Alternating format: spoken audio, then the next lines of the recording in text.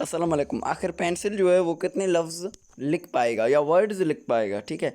तो अभी 35 मील का आप एक पेंसिल लें और बुक खोलें और वर्ड्स लिखना शुरू करें, क्योंकि ये आसानी से नहीं होगा, क्योंकि लगभग 35 मील का पेंसिल जो है ना वो 50,000 वर्ड्स लिख पाएगा। बिल्कुल।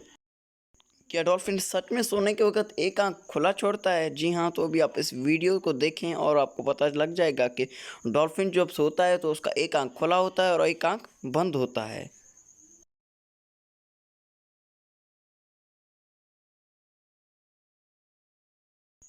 कैमल मीन्स ऊंट।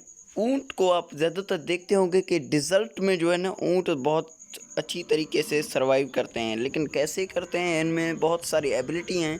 उनमें से मैं आप लोगों को कुछ एबिलिटीज़ जो है ना शेयर करने वाला।